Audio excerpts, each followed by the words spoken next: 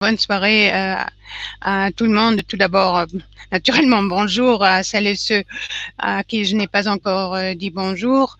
Bienvenue pour cette réunion du mardi visio de la FAFA où nous allons parler du montage des dossiers de financement et nous allons nous poser quelques questions et nous obtiendrons certainement quelques réponses préparées de main de maître par Jean-Michel et par Raymond.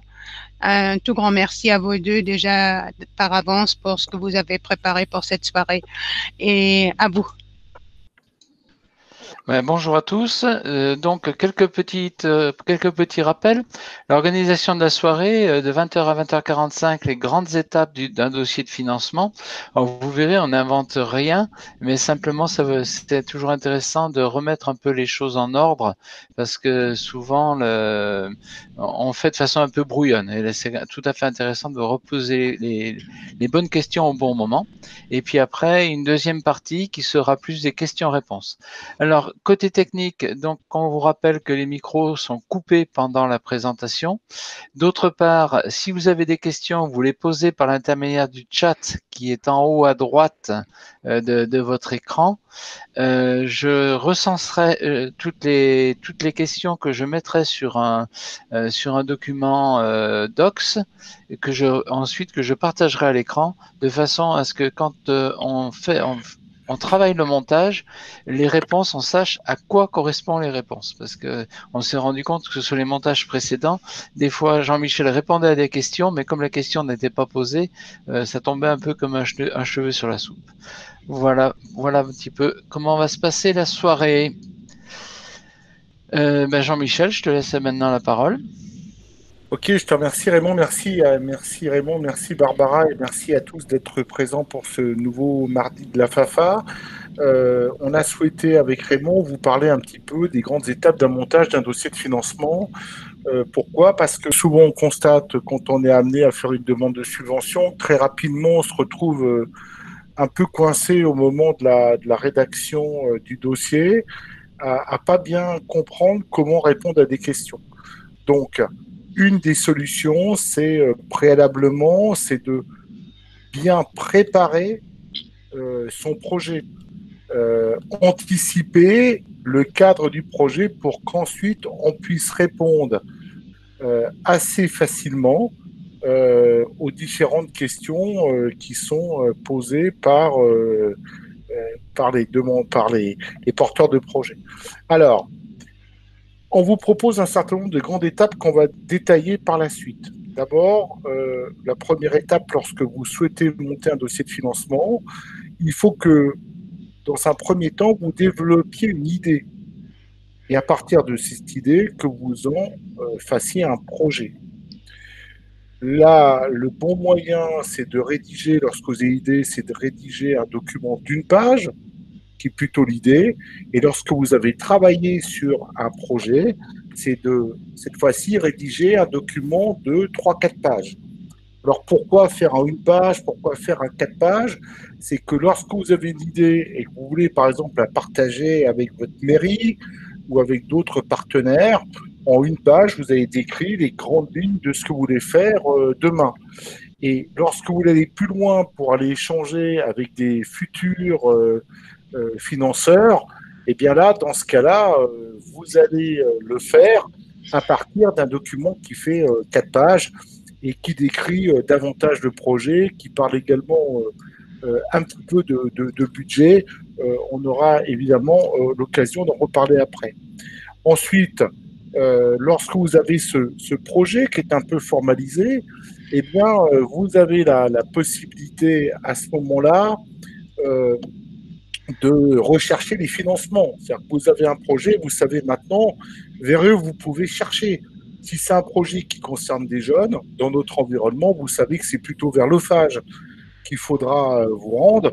Si c'est un projet qui concerne plutôt une chorale, par exemple de la semaine dernière, mais une chorale avec des gens plutôt de plus de 40 ans, eh bien, dans ce cas-là, vous savez déjà que l'OFAGE, dans la partie OFAGE, plutôt jeune, vous ne pouvez pas le faire, et là, le Fonds citoyen sera probablement une bonne entrée.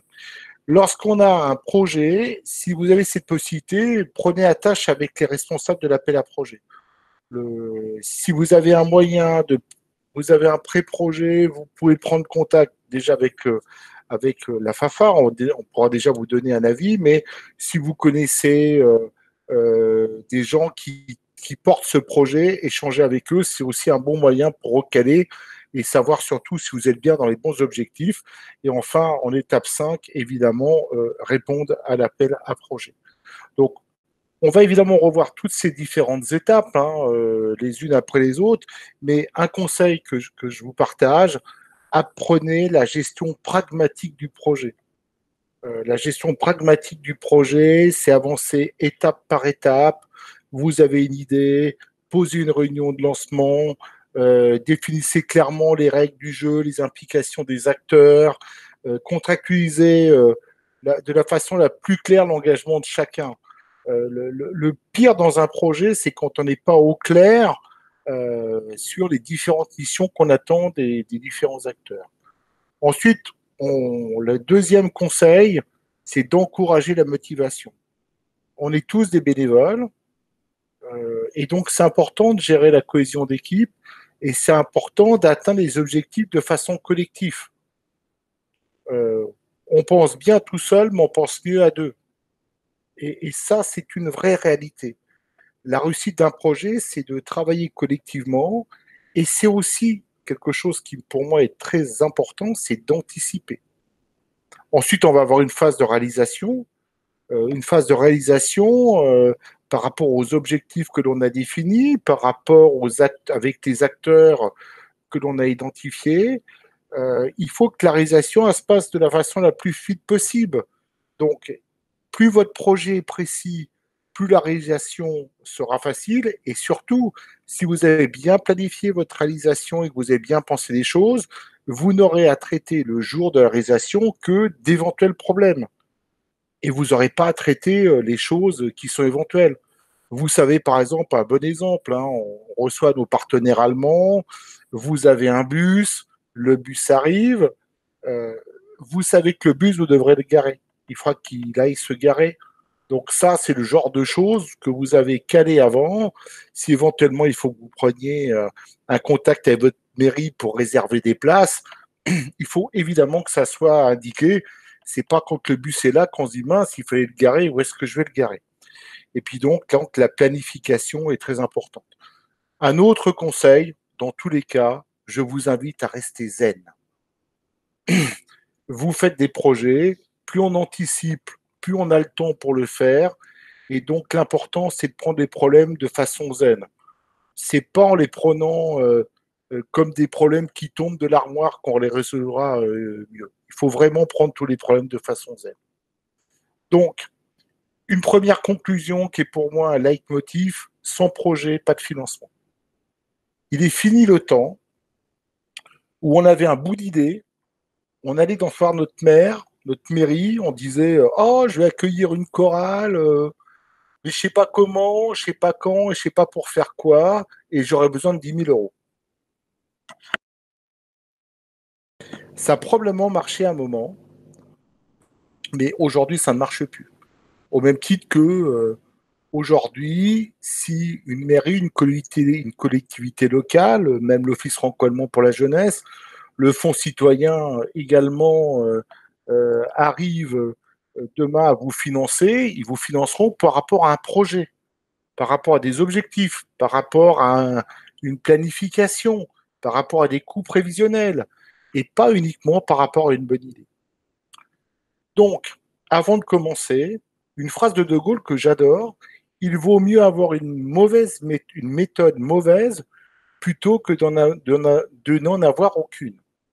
Donc, il vaut mieux que vous essayiez de planifier un projet en écrivant des grandes étapes sur un papier, même si ce n'est pas fait dans les règles de l'art, au moins vous avez défini un cadre en disant j'ai d'abord essayé de faire ça, puis après j'ai essayé de faire ça, puis après je ferai ça, que de partir en courant sans avoir aucune idée des différentes étapes que vous voulez parcourir.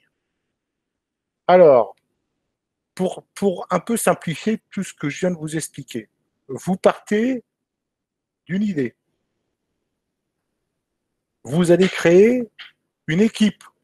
Donc, généralement, des bénévoles autour de vous, des gens qui veulent vous accompagner. Vous allez avec eux construire les différentes pièces du pulse pour construire éventuellement ce pulse. Vous allez définir les grandes lignes, petit souci avec ça, les grandes lignes du planning. Et enfin, vous irez chercher de l'argent, donc avec des différents euros qui pourront en découler. Mais lorsque vous aurez l'idée, l'équipe, réussi à définir les différentes pièces qui va composer le pulse qui sera demain votre projet, que vous aurez défini les grandes lignes du projet, eh bien, à partir de ce moment-là, et j'ai tendance à vous dire seulement à partir de ce moment-là, il sera envisageable d'aller échanger sur est-ce que vous allez me financer. Alors, ce que je vous dis, c'est également vrai si vous avez une idée par rapport à votre jumelage. Moi, je vais vous donner un exemple. Nous, on a un projet qu'on avait pour le 45e anniversaire de notre jumelage, qui était de faire une sorte d'interville. On avait travaillé avec des associations sportives et on avait prévu de réunir au cours du week-end nos partenaires allemands, des associations sportives, et d'ensemble de faire plein d'activités sportives et même aussi des questions sur l'Europe. C'est-à-dire qu'on s'était mis en partenariat avec le mouvement européen des Yvelines pour pouvoir avoir quelque chose à la fois très européen, très sportif et surtout très festif. Bon, les circonstances ont fait qu'on n'a pas pu aller le présenter à la mairie, mais on va bientôt avoir donc un nouveau maire qui va arriver, et la certitude, c'est que je vais lui faire une note d'une page pour décrire, monsieur le maire, vous trouvez 6 juin à des projets que nous souhaiterions développer dans le cadre du 45e anniversaire. S'il nous donne un accord de principe, ensuite on ira plus loin dans le projet. Ça ne sert à rien de passer des heures et des heures de préparation s'il nous dit désolé, ça ne m'intéresse pas et on ne veut pas le faire. Si vous donne un préaccord, ça vous permet de rentrer dans une démarche projet de façon plus sereine. Pourquoi ? Parce que vous savez que potentiellement, vous aurez une source de financement. Donc, dans tous les cas, sachez que le projet se joue avant le projet. Le projet, c'est le jour où vous le réalisez. Et se joue avant le projet, c'est qu'en fait, tout ce que vous avez préparé avant fait que le jour où vous mettez en place le projet, ça devient fluide, ça marche bien, vous avez résolu un certain nombre de problèmes et vous avez bien détaillé ce que vous vouliez atteindre. Donc, le projet en amont anticipe les difficultés afin de les prévenir. Ses buts sont développer l'idée de départ et s'assurer de sa pertinence. Je vous rappelle que dans une association, on a souvent un article 2 qui est le texte qui décrit ce que fait l'association. C'est un peu le texte fondateur. Si votre association est une association de jumelage, peut-être que si vous vouliez développer un festival de musique, c'est pas tout à fait pertinent par rapport à votre origine d'association. Donc, il faut bien s'assurer que votre idée de départ, elle est bien cohérente avec le texte fondateur de votre association et le but de votre association. Il faut ensuite, dans un deuxième temps, que vous évaluiez la faisabilité du projet et les risques encourus par l'association. Évitez de vous lancer sur des projets à 200 000 euros si votre budget annuel est 10 000 euros et que lorsque vous faites une activité très structurante, vous arrivez à avoir 3 bénévoles qui s'investissent. Peut-être qu'il faut s'interroger si le projet n'est pas trop ambitieux pour vous. Il faut choisir la taille du projet à la fois par rapport à vos capacités et également par rapport aux partenaires potentiels. Si vous savez que vous voulez faire un forum emploi franco-allemand dans votre commune, mais que les contacts que vous avez eus avec la communauté d'agglomération laissent à penser qu'ils sont très très partants, peut-être que ce projet n'est pas si ambitieux que ça pour vous parce que vous avez trouvé un partenaire qui, lui, est tout à fait en capacité de vous accompagner et de faire en sorte que vous serez soutenu. Dans tous les cas, préparez un plan B et puis des variables d'ajustement. Quand vous serez amené à faire le budget, on dit par exemple, j'ai prévu 3 000 € pour les repas. Peut-être que si finalement j'étais dans une version beaucoup plus économique, je pourrais faire la même chose à 1 000 €. Ça, on sait que c'est une variable d'ajustement, c'est là où on va agir. On avait dit, je vais faire des plaquettes en couleur. Bon, bah, finalement, j'ai moins d'argent. Au lieu de faire des super plaquettes couleur, peut-être qu'une plaquette numérique sera suffisante. Ensuite, c'est pareil. On avait prévu une sortie dans un endroit. Là aussi, c'est au-delà de notre budget. Donc, c'est différent. Ces différents éléments, c'est bien de les prévoir un petit peu avant. Et puis, vérifier en fait l'écologie du projet, c'est-à-dire sa cohérence par rapport à son milieu. Vous êtes une association de jumelage. Généralement, la cohérence, c'est d'avoir un lien avec l'Europe et avec vos partenaires. Si vous faites un festival de musique baroque alors que c'est pas du tout dans vos statuts, c'est pas très cohérent et c'est sûr que à un moment vous ne toucherez pas non plus les personnes que vous souhaitez toucher. Alors, en synthèse, lorsque vous avez une idée, identifier un projet, une idée, définir, identifier un chef de projet et recruter un groupe projet, rédiger le projet, l'évaluer financièrement, et enfin répondre à un appel à projet. Ces différentes étapes peuvent être évidemment concomitantes, c'est-à-dire vous pouvez les faire en parallèle si vous le souhaitez, mais l'identification du projet et de l'idée, c'est bien si vous pouvez le faire à plusieurs. C'est bien d'avoir un chef de file, un chef de projet, c'est bien d'avoir un groupe projet. Aujourd'hui, on a plein de moyens et on le voit encore ce soir avec cette visio. On peut faire plein de choses en visio et c'est vraiment super. Après, il faudra rédiger le projet et évidemment l'évaluer financièrement et dans un dernier temps, répondre à un appel à projet. Alors, quelques techniques, mais très rapides. Hein. L'objet de cette visio, c'est pas de rentrer dans chacune des techniques, hein, c'est de vous partager des techniques. La FAFA organise régulièrement des formations pour ses adhérents. On a des formations, entre autres, sur tout ce qui est projet. Et donc, si on est amené à refaire des formations avec vous, entre autres, le brainstorming fait partie des choses qu'on évoque. Le brainstorming, c'est une des techniques les plus connues. Hein, c'est de demander à chaque personne de proposer des idées, de les inscrire sur un post-it, ensuite de les reclasser et de définir comme ça un petit peu le thème du projet. L'important, si vous êtes amené à faire un brainstorming, il ne doit pas y avoir d'interdit.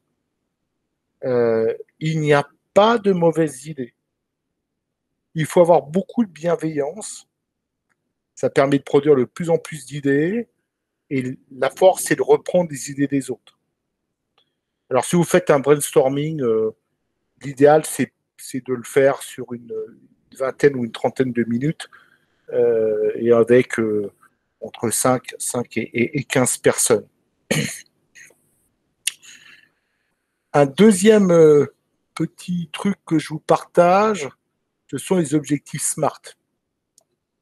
Alors, vous allez faire un projet et vous allez définir un certain nombre d'objectifs.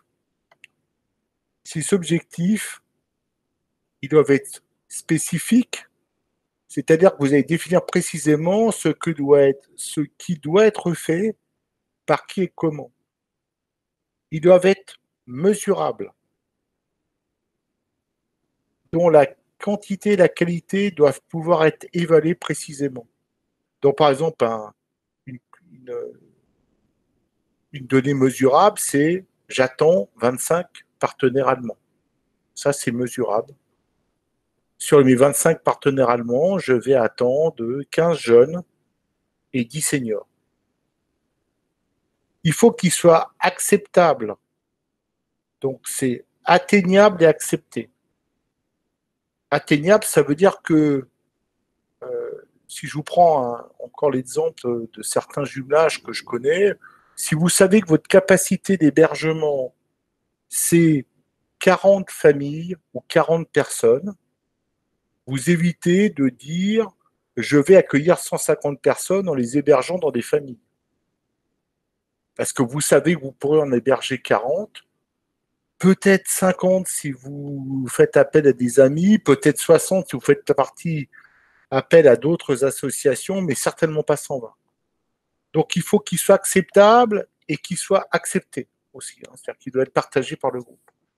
Il faut qu'il soit réaliste, envisageable et suffisamment motivant. Là aussi, il n'est pas utile de dire tiens, j'ai commencé à me mettre à faire de l'alpinisme, et puis le premier sommet que je vais faire, c'est le Mont Blanc. Ouais, c'est emblématique le Mont Blanc, donc je vais commencer par le Mont Blanc. Évidemment, c'est pas réaliste. Donc, avant de monter le Mont Blanc, il y a d'autres sommets à atteindre. Et puis, il doit être temporellement défini, délimité dans le temps. Quand on a un projet, on a une date de début, on a une date de réalisation, et on a une date de fin. Et puis, si vous avez des bilans financiers, vous avez une date de remise des données pour les données financières. Une autre technique que je vous partage, que moi j'aime bien, c'est ce qu'on appelle le mind mapping. C'est en fait une façon de présenter un projet. Donc vous avez le projet qui est plutôt la carte heuristique, et vous vous dites où est-ce que ça a lieu, comment ça a lieu, pour qui, quoi, pourquoi. Et en fait, ça permet d'avoir sur une page, avec des mots, des idées, tout le projet représenté. Donc ça, c'est une bonne technique. On a des logiciels gratuits qui s'installent sur des téléphones portables, qui peuvent donc s'installer aussi sur des ordinateurs. Et ça permet de partager une carte du projet avec plusieurs acteurs et pouvoir co-construire. Et puis quand vous êtes un peu comme moi, moi je prends les transports en commun, souvent c'est le moment où je suis le plus productif, donc c'est là où je réécris des choses dans le mind mapping parce que ça vient et je le mets directement dans mon téléphone portable. Peut-être avant de parler de la création du projet, Raymond, on va faire un premier break. Oui, bien pour l'instant, il y a juste, je vous partage quoi que si je partage, vous n'avez pas. Attends, Non, mais laisse. Il y a juste Vic qui demande simplement la parole pour faire un témoignage sur le vécu, la sémantique. Ok, mais je pense que mon intervention sera peut-être un peu mieux en fin de propos. Ok, ouais. Pas de problème. Ok. Donc, je vous propose de continuer. Donc, la création du groupe projet, qui pour moi est une étape un peu importante. Moi, j'ai l'occasion de gérer un certain nombre de projets dans l'entreprise où je travaille. Et souvent, dans l'entreprise, le chef de projet, il est désigné et l'équipe projet, elle est un peu aussi désignée.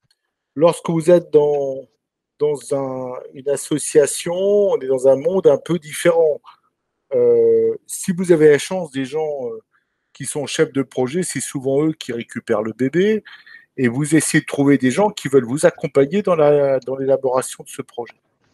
Donc, la difficulté, c'est de bien réussir à identifier, en effet, les participants du groupe projet. Moi, j'ai vu des projets où il y avait des gens qui étaient des vrais freins. C'est quand même idéal quand on arrive à plutôt mixer les compétences et les savoir-faire. Et deuxièmement, avoir des gens qui partagent votre vision finale du projet.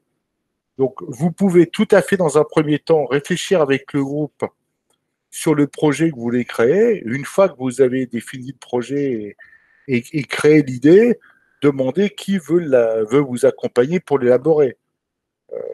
Les gens ont participé à la première phase qui était l'émergence de l'idée. Ils ont généralement plutôt partagé cette idée-là.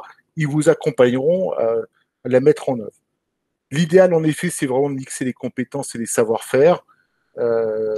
Si vous avez des gens qui, dans leur métier actuel ou passé, avaient des compétences en communication, c'est intéressant de leur proposer de vous rejoindre pour vous aider sur tout ce qui est mise en place de la communication.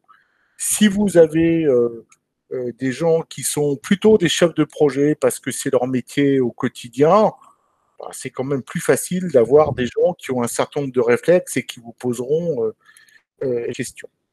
Un projet sans chef, c'est un projet qui peut fonctionner, mais ça devient compliqué. Donc, pensez à nommer un chef de projet. Il y a un responsable, c'est lui qui prend les décisions. Il prend peut-être en collaboratif avec les gens de l'équipe de projet, mais on sait que un système à deux têtes, ça marche rarement bien. Donc, à un moment, il faut que des gens tranchent.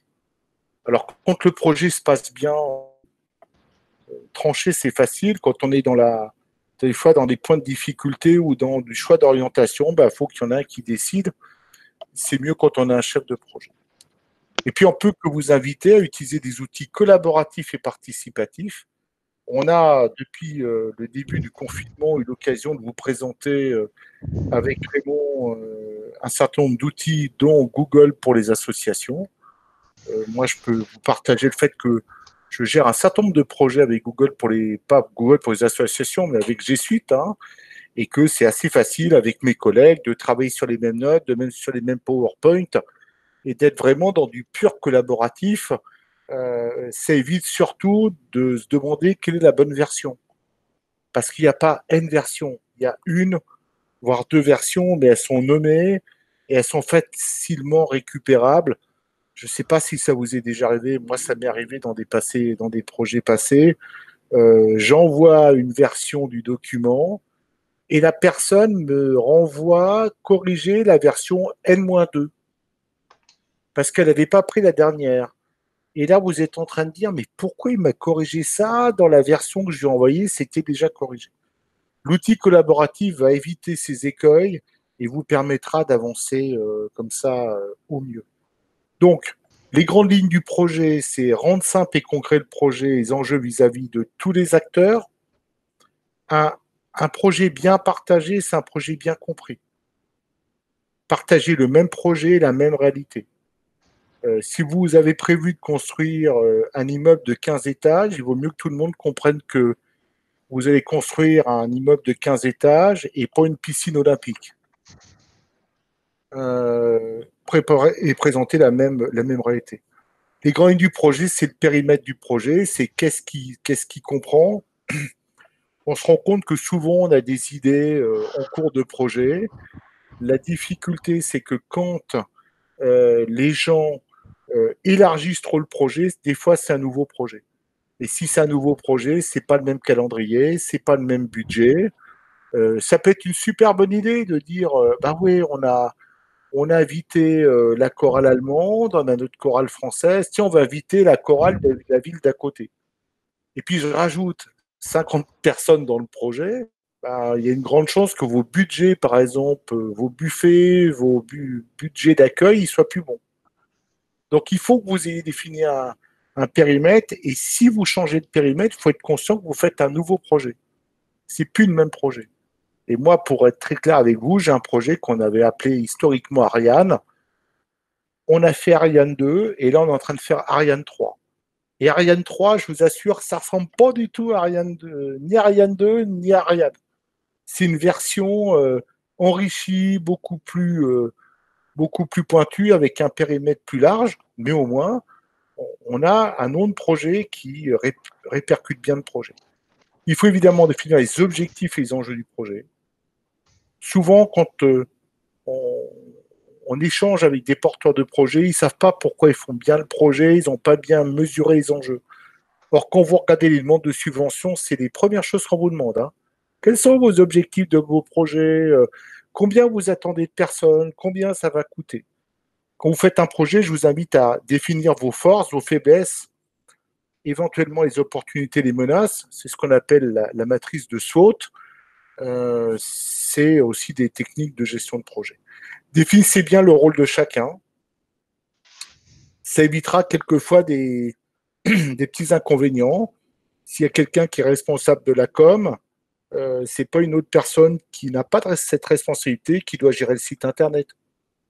Vous avez désigné un responsable de la com dans le projet, c'est peut-être mieux que ce soit lui qui s'en occupe. C'est important de définir les partenaires envisagés.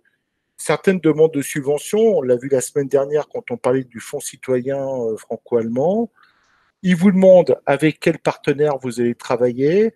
Et puis si vous montez un projet qui s'appelle Europe des citoyens, Europe pour les citoyens, alors lui, il vous demande même comment vous avez travaillé de façon collaborative avec votre partenaire. Donc c'est très très important d'avoir identifié vos partenaires et d'avoir commenté le projet avec eux.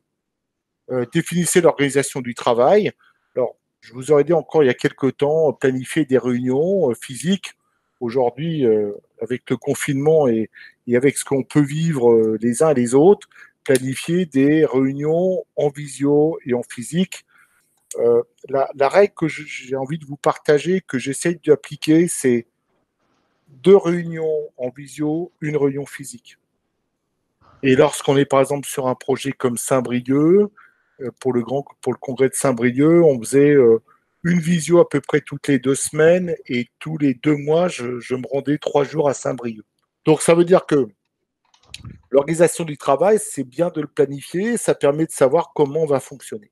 Et puis si vous pouvez, faites au moins le calendrier de mise en œuvre et les grandes lignes. Donc, deux petites choses. Je vous disais tout à l'heure, pensez à rédiger un document d'1 page. Voilà un micro-plan qu'on vous propose. Le contexte du projet. Quand je parle du contexte, pour moi, un bon contexte, ça fait maximum 3 lignes. J'ai encore relu un dossier d'une société cet après-midi. Contexte de la société, 1 demi-page. C'est beaucoup trop long. Le contexte du projet, c'est à l'occasion du 45e anniversaire de mon jumelage ou pour redynamiser les échanges entre les jeunes. Ça, c'est le contexte. L'objectif du projet, voilà. Et donc, ensuite, vous avez donc les objectifs du projet. C'est important d'avoir des objectifs clairs. Donc, faites des objectifs. L'objectif, ça peut être redynamiser les échanges de jeunes.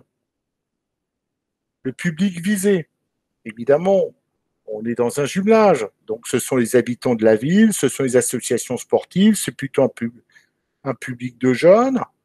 Le calendrier, on souhaite faire ça au printemps 2021.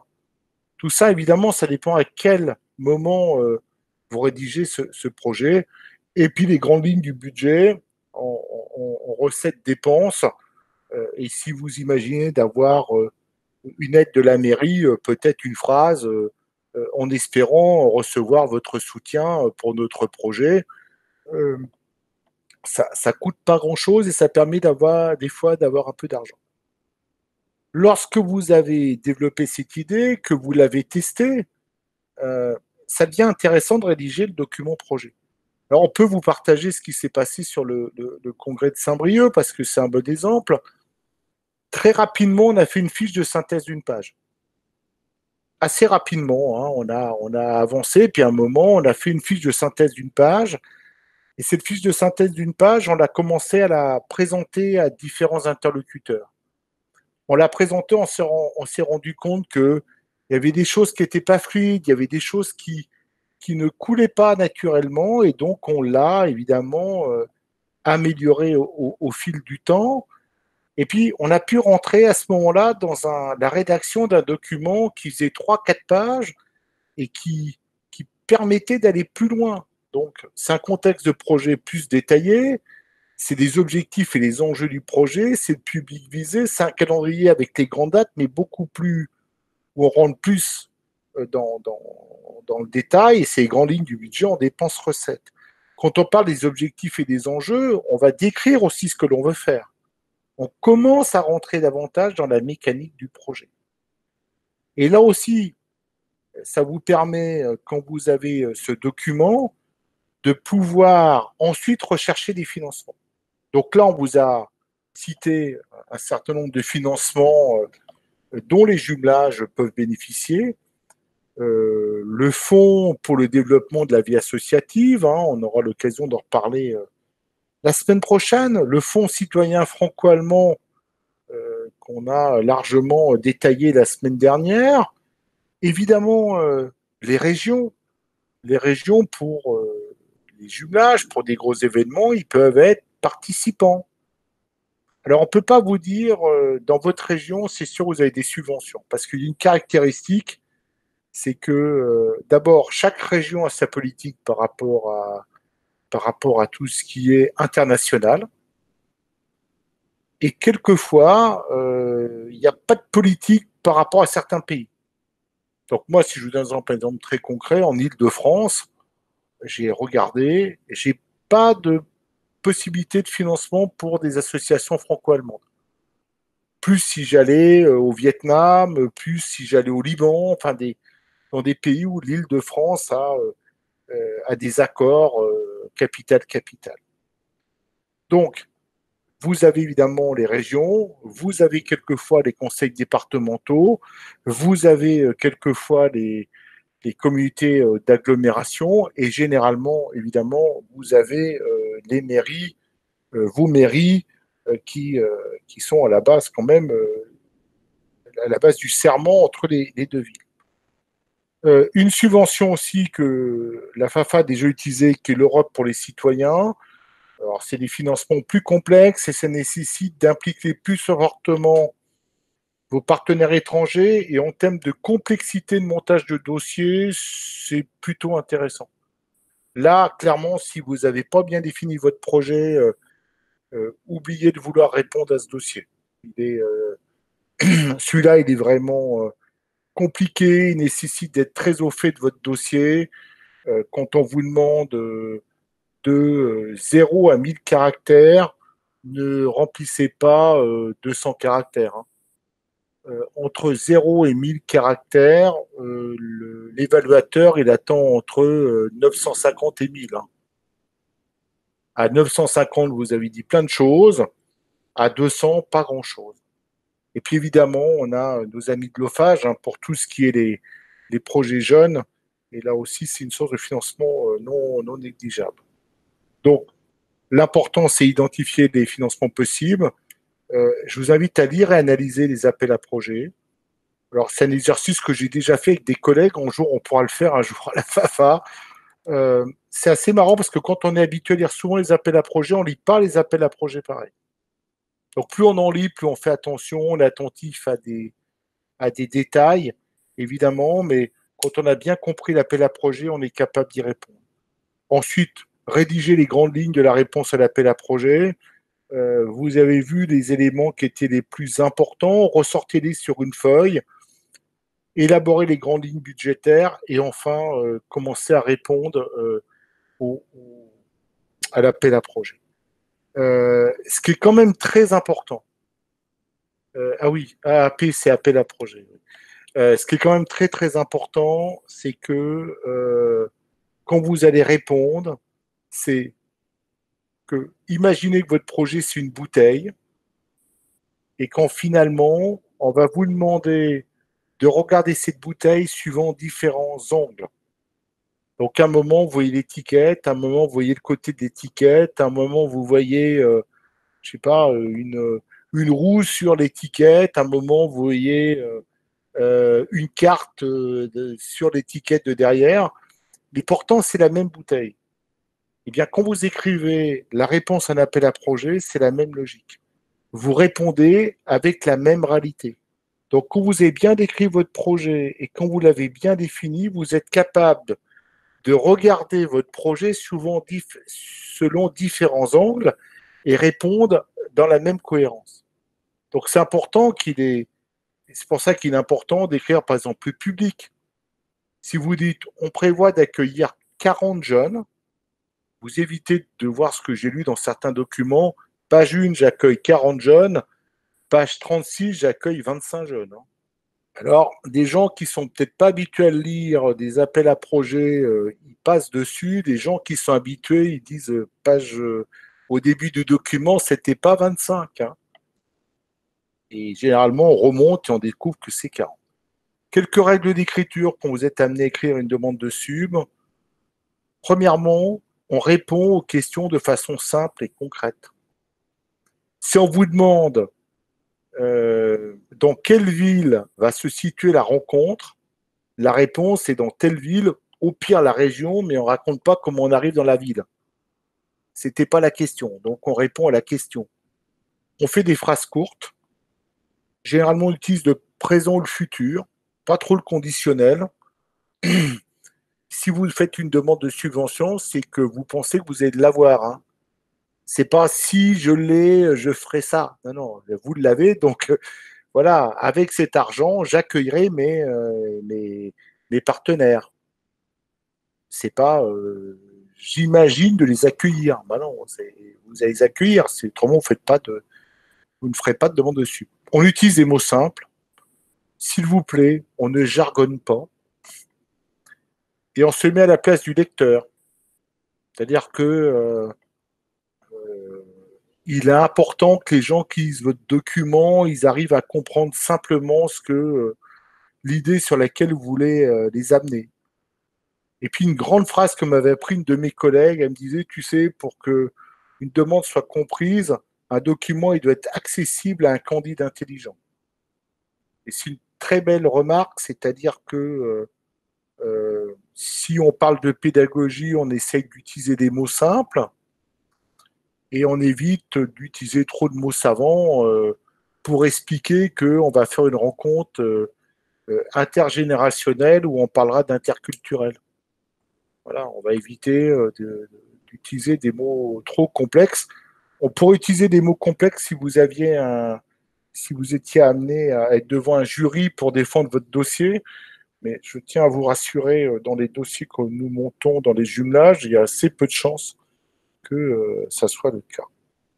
Donc, avant de voir comment la FAFA peut vous accompagner, vous accompagne derrière ces dossiers-là, est-ce qu'il y a éventuellement des questions? Il n'y a pas de questions. Par contre, moi, j'avais des remarques à faire et des compléments à apporter. Oui. Alors, déjà, quand tu le disais tout à l'heure, un seul chef. Bon, je suppose que dans l'assistance, il y a des marins. Quand on est sur un bateau, il n'y a qu'un chef de bord. Et ça, c'est toujours dit d'emblée sur le bateau.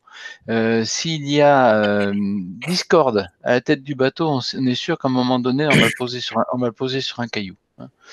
Ça, c'est très connu de tous les marins. Hein. Alors ensuite, le périmètre du projet. On a fait la même chose pour le congrès de Saint-Brieuc.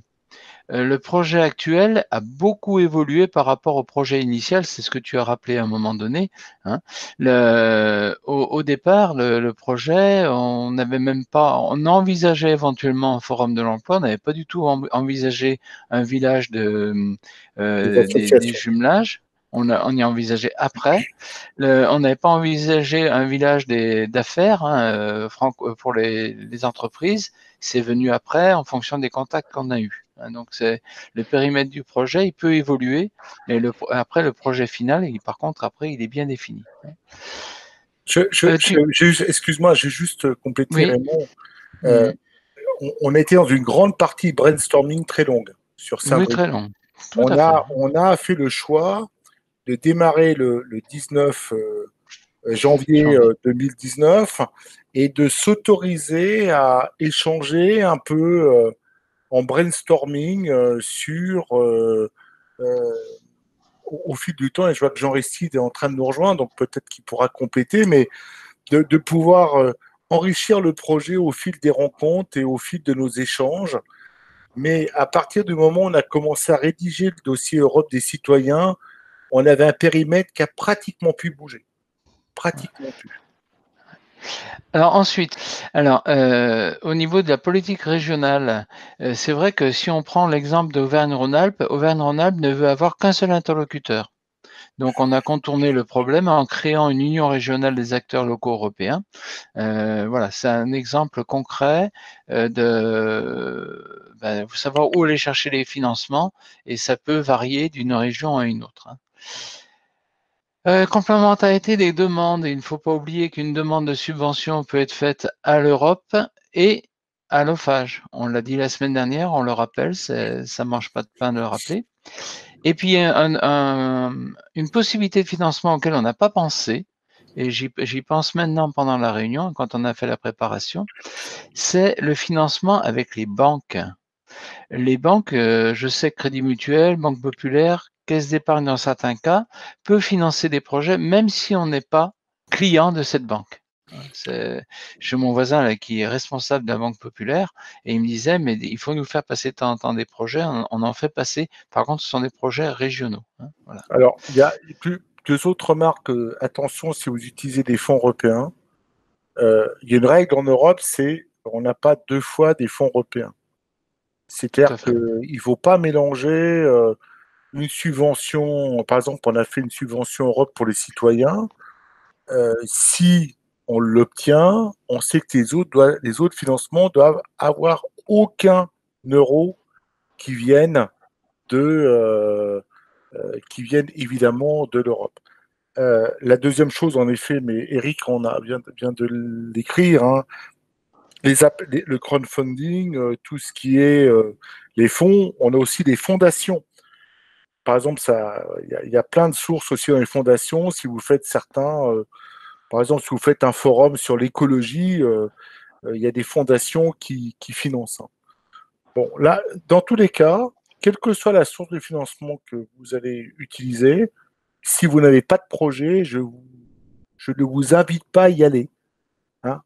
Surtout dans une fondation ou même par rapport à une banque, c'est mieux de venir avec un projet pour demander de l'argent. La bonne idée, c'était avant, je crois. Alors, pour le crowdfunding, par exemple, pour le congrès de Chambéry, on était passé par le crowdfunding pour avoir un complément de financement. Mais pour obtenir l'accord, c'était avec Ulule qu'on avait fait, le projet avait été très, très discuté, même avec le crowdfunding. Ulule nous avait posé des questions, et c'est normal. Alors, on se met à la place du lecteur. Je prends un exemple assez simple. Si on prend les dossiers Europe des citoyens, il ne faut jamais oublier que ce sont des fonctionnaires qui vont lire le projet, et ces fonctionnaires ne sont pas forcément français. Donc attention, utilisez des mots simples qui puissent être compris, même par des gens qui ne sont pas français d'origine ou de culture. Ça, c'est des petites choses auxquelles il faut penser. Ludovic, tu voulais prendre la parole je veux intervenir sur le jargon. Tu mettais. Oui, merci et bonjour. Simplement, c'est un petit peu par rapport au vécu de 3 demandes de subvention, donc 2 FDVA, et cette année, aussi une demande de subvention pour le conseil départemental du Pas-de-Calais. Alors, c'est vrai que j'ai bien noté que, évidemment, pas de projet, pas de financement, ça se répète, mais c'est tellement logique que. Et puis, moi, je pars du principe que si on veut avoir une participation, donc de l'argent, en fait, il faut faire sentir, faire partager, faire vivre notre projet. Alors, c'est pas là où je ne suis pas d'accord, mais moi, je pensais que les gens qui instruisent les dossiers sont des techniciens, souvent. On pourrait dire des technocrates parfois, ou parfois des ronds de cuir si on est bon. Mais donc, a priori, il y a une lecture en diagonale, une lecture qui est assez synthétique de leur part tout au début. Donc, on disait pas trop de jargonnage. Moi, je pense qu'il y a quand même des mots-clés. Des mots-clés et puis les bons mots. Un bon mot, c'est pas jargonné. Oui, oui, d'accord, très bien. Donc, c'est vrai, bon, donc j'appelle ça de l'enrobage, mais quand on a enrobé, c'est vrai qu'il faut retenir des mots. Et pour moi, bon, ce qui marche bien, c'est parler de lien social, parler de pérennisation, de mutualisation, de communication, de mise en réseau, de territoire, de partenariat. Et ça, s'il n'y a rien dans le dossier, je suis d'accord que ça n'enrobe pas le tout. Mais je pense que moi, pour avoir, dans un autre contexte, instruit des dossiers de subvention, c'est vrai que bien souvent, on est un peu prisonnier de tout ça. Donc, je pense qu'il faut qu'on apprenne aussi à mettre dans ces dossiers qui, en général, ont un cadre, donc il n'y a pas de problème, on entre facilement dans le cadre, mais mettre en gras des mots qui vont bien avec, et puis qui sont dans la réalité de notre demande et de nos projets. Voilà. C'est pour ça, Ludovic, que je disais tout à l'heure, il faut apprendre à lire les appels à projets. Et je vais même aller au-delà par rapport à ce que vous étiez en train d'indiquer. Il faut comprendre dans quel état d'esprit ça a été impulsé. Moi, si on prend par exemple l'exemple d'une mairie, aujourd'hui, on sait tous que les mairies ont moins d'argent et pourtant, elles continuent toujours à subventionner quelques projets. C'est là où c'est important d'échanger avec le maire, les responsables de la mairie. Si le maire, il vous dit, tu comprends, moi, je voudrais qu'il y ait plus de jeunes qui partent, c'est peut-être pas très utile d'aller le voir en disant, tu comprends, j'ai prévu de faire partir l'EHPAD pour partir. Envie de vous dire, c'est pas tout à fait l'objectif. Donc, il faut écouter ce que disent les gens. On le lit pas suffisamment. Moi, souvent, il y a des préambules. Et ce que je trouve toujours dommage, c'est que les gens ils disent, oh non, non, le préambule, je passe. Mais dans le préambule, vous avez tous les mots-clés. Et c'est dans les mots-clés que vous allez trouver en effet des bons axes. C'est en lisant dans quel état d'esprit a été impulsée cette demande de subvention. Donc ça va vous donner une sorte d'orientation sur votre écriture. Et en effet, moi, mettre un mot-clé, c'est pas jargonner.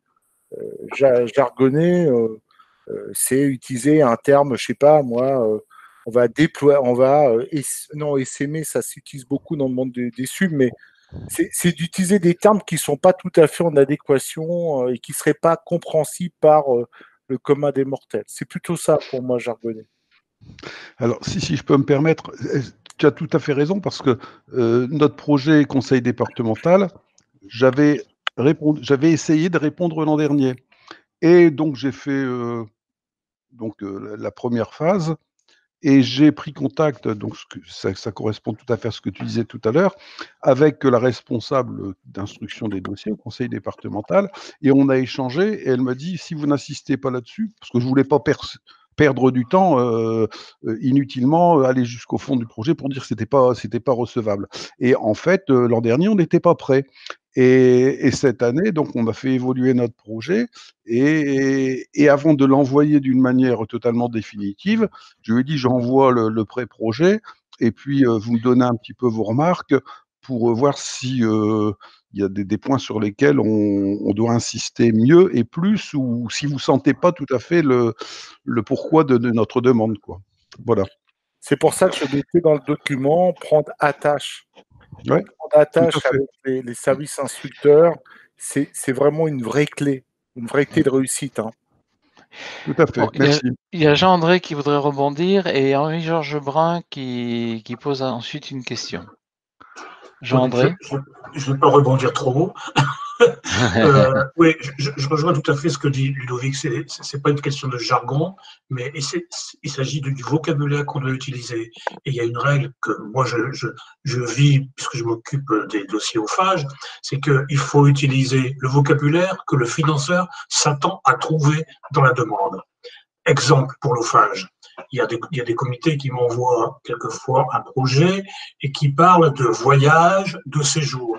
Et je leur réponds, je dis évitez ce type de mots, vous n'organisez pas des voyages et des séjours en Allemagne, vous organisez des rencontres et des échanges avec le partenaire. Ça ne vous empêche pas de faire éventuellement des visites touristiques, mais il faut utiliser le terme rencontre et échange. Et bien sûr, concernant l'OPHAGE, quelque part, placer le mot interculturel.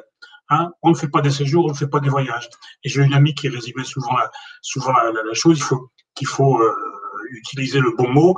Quelquefois, ça vaut le coup d'utiliser le mot bicyclette à la place du mot vélo, même si ça veut dire la même chose. Et je pense que ça, c'est très vrai. Il faut voir exactement ce qu'attend le financeur, et ça dépend bien sûr de l'appel à projet qu'il faut lire soigneusement. Voilà. Ok.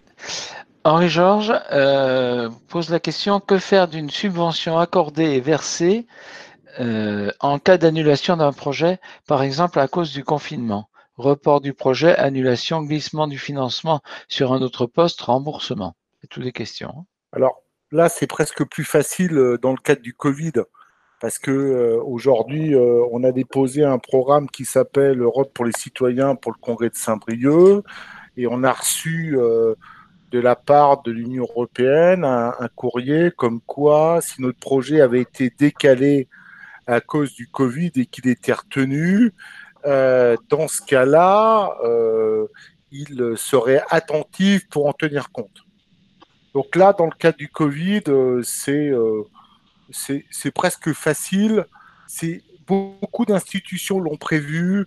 Et moi, j'ai échangé encore cet après-midi avec des gens du Conseil régional. Il y a un certain nombre d'articles qui ont été votés par les élus du Conseil régional et qui n'étaient pas tout à fait prévus originellement. Là, le Covid, c'est un peu un cas particulier. Dans un cas standard, lorsque l'on sait qu'on a un projet qui est en pleine dérive, la meilleure solution, c'est toujours se rapprocher du service instructeur. La personne qui vous a notifié le projet, c'est vers lui qu'il faut aller le voir parce que c'est souvent dans les derniers articles d'une convention, il y a en cas de difficulté, en cas de décalage, merci de se rapprocher de. Dans certains cas, vous pourrez faire un avenant. Dans d'autres cas, malheureusement, vous perdrez la subvention.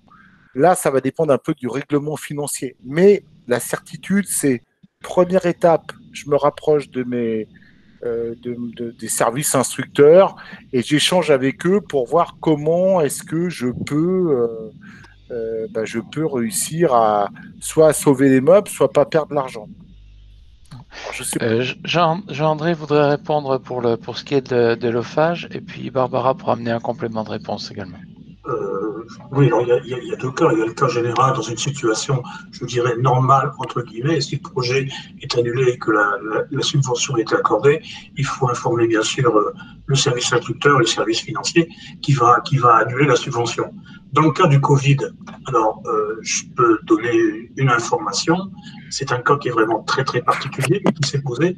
L'OFAGE considère en fait qu'il s'agit d'un cas de force majeure et qu'en cas d'annulation du projet pour cause de confinement, les comités porteurs de projet ne sont pas responsables. Ce qui fait que lorsqu'une subvention a été accordée pour un projet qui a été ensuite annulé, l'OFAGE maintient la subvention et prend en charge à ce moment-là les frais qui ne peuvent pas être annulés ou remboursés. Par exemple, des arts, des réservations, des choses comme ça. J'ai 2 ou 3 cas dans les dossiers que je dois traiter cette année. C'est pour ça que je voulais préciser, mais ça concerne uniquement l'OFAGE.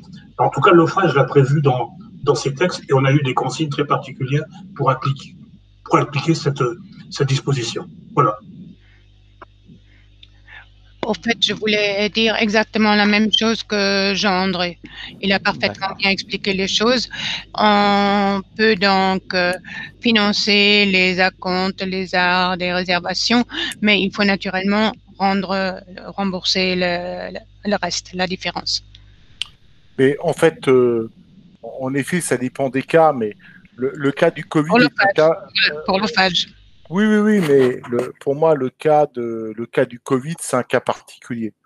Moi, je fais des subventions depuis une quinzaine d'années avec plein d'acteurs. Chacun essaye de faire en sorte que les subventions qui ont été accordées puissent être réalisées dans les meilleures conditions. C'est compliqué pour tout le monde, c'est compliqué pour les services instructeurs, c'est compliqué pour les porteurs de projets, mais on est dans un cas de dialogue et de co-construction. Dans le cas plus général,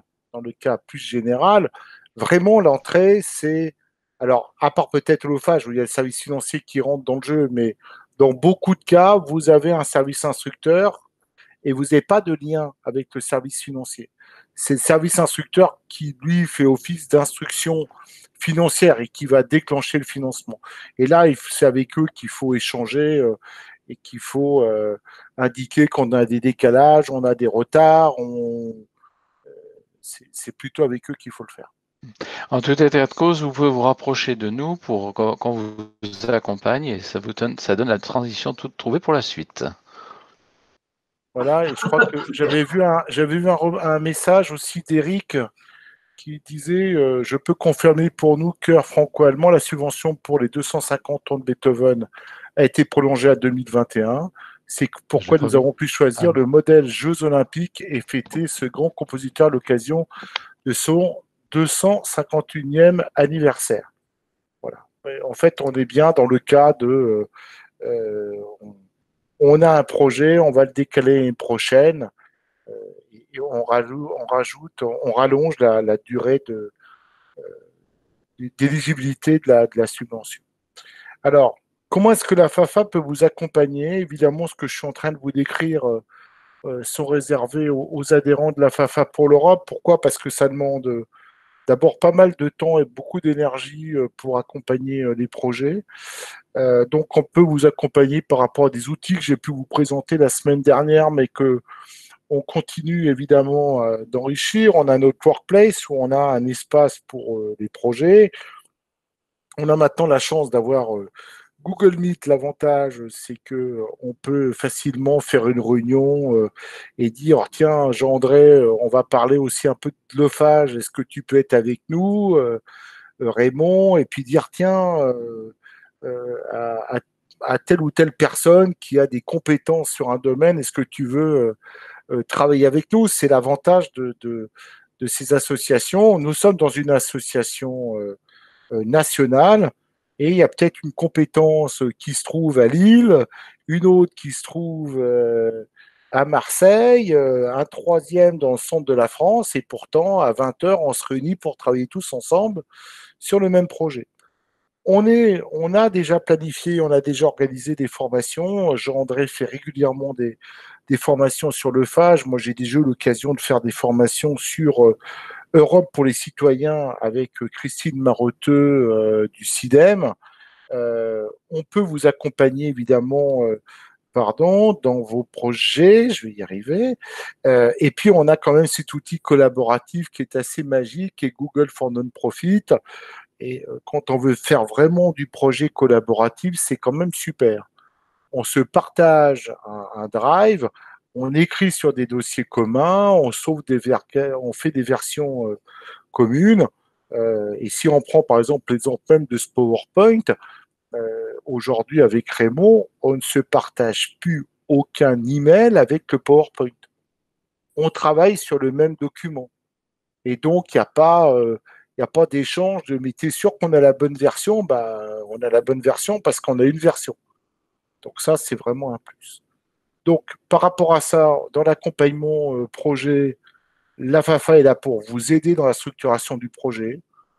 Alors, on va vous amener à vous poser des questions. Alors, il y a des techniques. Il y a une technique que j'aime beaucoup qui est les 5 pourquoi. Je vous invite d'ailleurs à la faire avec vos collègues. Quelqu'un vous dit, moi j'ai un super projet qui est super structuré. Donc vous faites premier pourquoi. Pourquoi tu as fait ça? Il vous donne une réponse. Oh, mais pourquoi tu as fait ça? Et généralement, si le projet n'était pas si structuré que ça, au bout de 2 pourquoi ça s'arrête. S'il est structuré, vous allez arriver jusqu'au 5 pourquoi. Parce que la personne, elle a bien réfléchi, elle a bien compris pourquoi elle avait fait ça, pourquoi elle avait choisi ses orientations.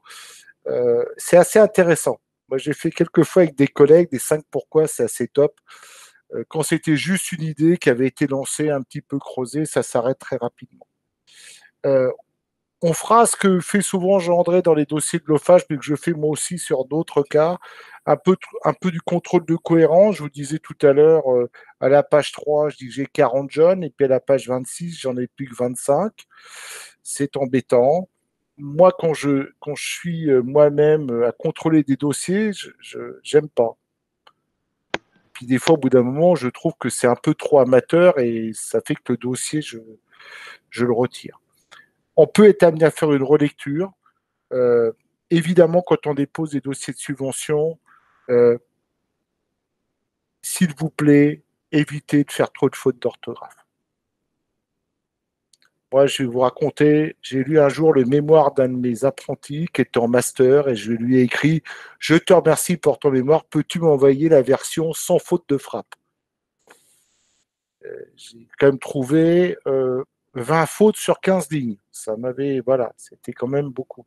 Donc, éviter, on peut faire des fautes, ça peut arriver, mais c'est assez désagréable aussi d'avoir des dossiers qui sont bourrés de fautes d'orthographe. Et je peux vous le dire, je connais certains services instructeurs, c'est tout de suite écarté. Hein, parce que c'est aussi c'est important de relire, d'avoir des phrases qui soient claires, avec peu de fautes. Je ne vous dis pas zéro faute, c'est idéal, mais on en fait tous, on en laisse passer. Et puis surtout, le leitmotiv, quand vous envoyez un dossier, vérifiez-le.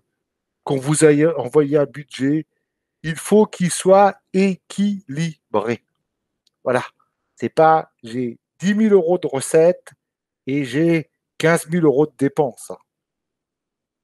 Voilà, c'est un moment. Sauf si vous dites je demande une subvention de 5 000 euros d'équilibre, donc ça fait que j'ai 10 000 d'entrée, 5 000 de subvention d'équilibre, donc recettes 15 000 et dépenses 15 000. Donc là, mon budget est équilibré. Et ça, c'est vraiment, vraiment important. Donc, si vous n'êtes pas encore adhérent, soyez les bienvenus dans notre fédération. On vous invite à vous rapprocher vers notre présidente Barbara à l'adresse président@fafapoleurope.fr. Le numéro de portable que vous retrouvez, qu'on vous remettra à plein d'endroits. Et puis, dorénavant, vous pouvez aussi prendre votre adhésion en ligne pour la FAFA en cliquant sur le lien qu'on mettra sur la page Facebook. Voilà, je crois que j'en ai fini. Si vous avez des questions, elles sont les bienvenues. Il n'y a pas de questions supplémentaires pour l'instant sur le chat. J'ai écouté beaucoup sur les demandes de subventions et je me rapprocherai de Jean-Michel sur des points très précis. Les demandes de subventions, ne les faites pas sans avoir vu celui ou celle qui va instruire votre dossier, quelle que soit la collectivité à laquelle vous avez demandé. Parce que chaque année, les collectivités territoriales locales peuvent changer leur orientation sur les aides qu'ils peuvent apporter. Je prends un exemple. Aujourd'hui, je viens d'avoir 3 dossiers de 3 associations différentes que je m'occupe. Par exemple, aide à la jeunesse, conseil départemental, aide à la jeunesse, c'est axé, par exemple, sur l'action qu'on mène pour les jumelages. Ils nous aident. Par contre, l'association sportive ne l'aura pas. Elle a axé sur un point bien précis. Qu'est-ce que l'association peut rapporter à la jeunesse à travers des échanges? Ils nous ont aidés, ils n'ont pas aidé les associations sportives. Donc, il fallait monter le dossier dans l'esprit du décideur, de celui qui l'a porté. De faire attention aussi que quand vous faites la demande de subvention, vous avez un montant maximum lorsque vous faites votre présentation financière. Le montant, bien souvent, ne doit pas dépasser 30% de votre budget. Toute subvention confondue. Faites attention, en bas, on vous demande toujours pourcentage. Vous pouvez avoir des collectivités territoriales qui peuvent vous dire attention, vous avez dépassé, on ne pourra pas dépasser ce montant. Ça, ça dans le cas des collectivités territoriales. Suivant les départements ou les régions, vous avez aussi des aides, quand on vous les apporte, des aides qui peuvent venir directement de la collectivité ou de l'aide du député, en guillemets, qui n'existe plus, mais par exemple pour le conseiller départemental de chez nous, ils ont une enveloppe cantonale qu'on appelle, qui est différente de la subvention que nous donne en parallèle le département. Je prends un exemple. Le département en fonctionnement a donné 400 €, 500 € en investissement. Par contre, le conseiller départemental, dans son enveloppe, nous a apporté une autre aide, bien que ce vienne du même budget du département. Vous voyez, ce qu'il faut bien se rapprocher, et je reviens tout à fait à ce que dit Jean-Michel, c'est de se dire, allez voir avant de déposer le dossier, qui vous allez avoir, qui va décider et qui va voir votre dossier. C'est très, très, très important. Quel que soit celui qui va vous demander la collectivité territoriale. Et je finirai, on parlait du RAL. Le dossier de l'URAL, ce n'est pas des politiques qui décident. Vous avez en face de vous un technicien qui remplit le dossier, qui vous dit ça c'est bon, ça c'est pas bon, ça rentre dans l'esprit, ça rentre pas dans l'esprit. Ne cherchez pas, c'est celui qui va rapporter à la commission votre dossier. Et l'élu derrière décidera et votera. Mais c'est bien souvent le technicien qui aura vu votre dossier, s'il rentre dans le cadre, il dira, moi, je peux le présenter, je ne peux pas le présenter. Et ça, en fait, il faut qu'on soit très, très, très, très attentif à ça. Ok. Ludovic, la première question que tu avais posée.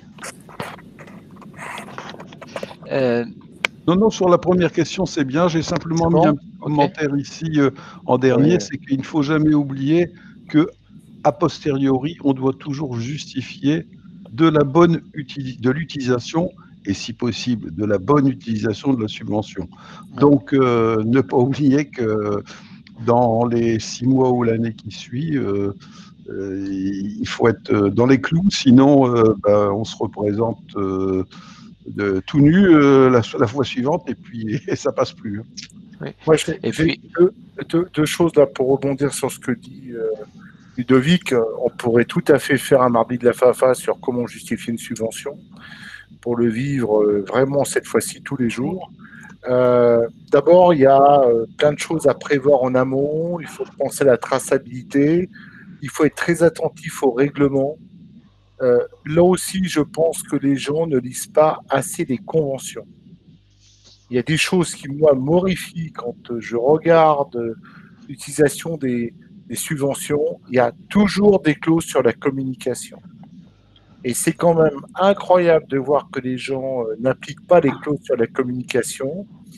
Or, il faut savoir que si vous n'appliquez pas les clauses sur la communication, c'est quelquefois une des raisons qui fait qu'on peut annuler une subvention. Vous n'avez pas mis un logo, vous tombez sur un service instructeur qui décide d'appliquer les règles au pied de la lettre et il reprend l'ensemble de la subvention. Donc ça aussi, on pourra en effet faire un mardi de la FAFA dans la continuité de ça, qui est vous avez tenu une subvention et maintenant, qu'est-ce qu'on doit faire? Et ça, pour accompagner beaucoup de porteurs de projets par rapport à ça, je peux vous dire qu'il y a des choses à dire, il y a des réflexes à avoir, et en effet, c'est super, super important. Moi, je dis souvent aux gens, c'est facile d'obtenir une subvention, il suffit d'écrire les bons mots au bon endroit et puis d'avoir bien compris les attentes du service instructeur.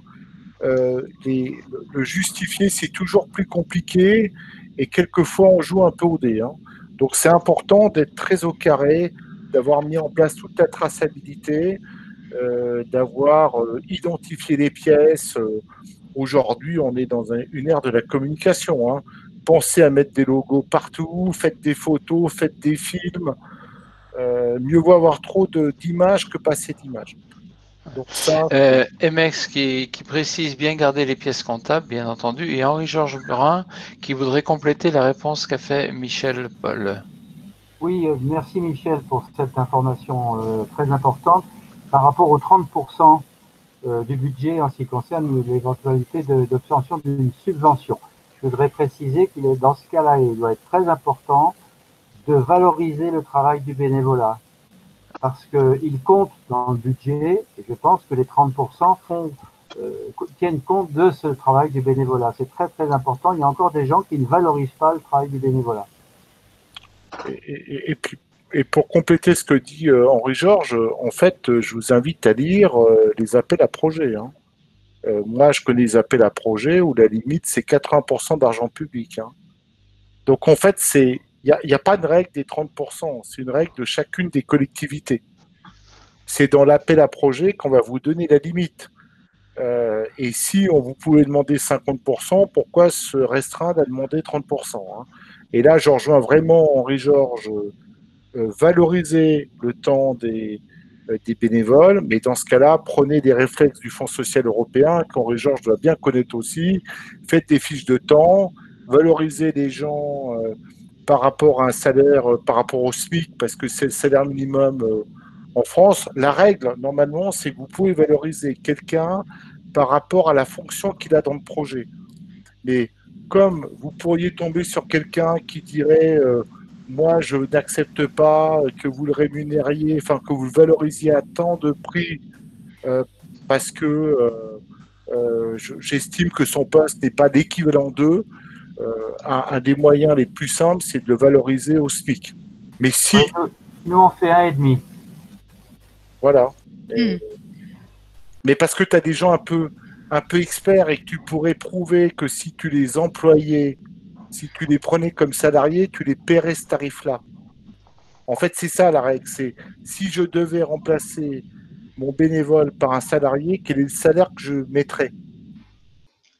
Si tu arrives à prouver que tu l'embaucherais à tel prix parce que c'est le prix du marché, tu peux en effet le justifier à 1,5.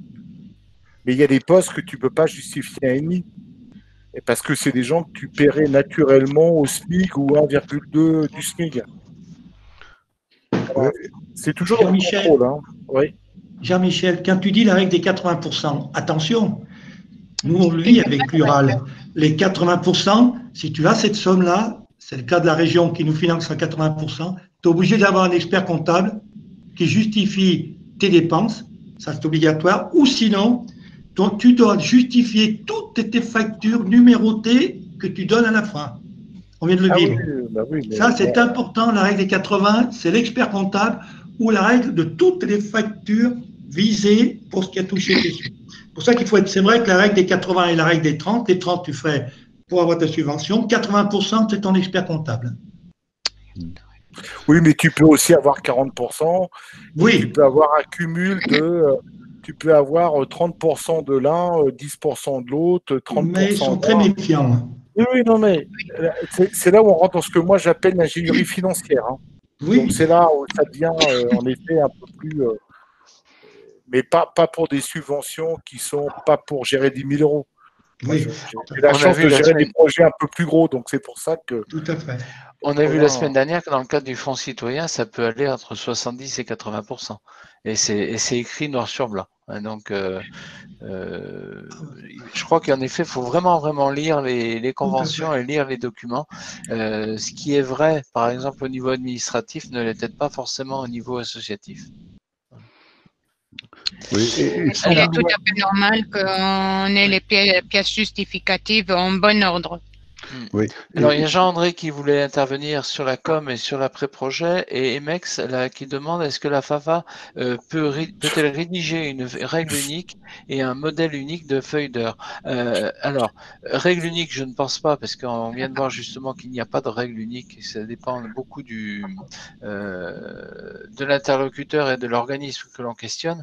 Par contre, une feuille d'heure, oui, ça, si vous voulez, il y a Maison de l'Europe d'Albertville qui a fait un document qu'on peut très bien reprendre comme exemple.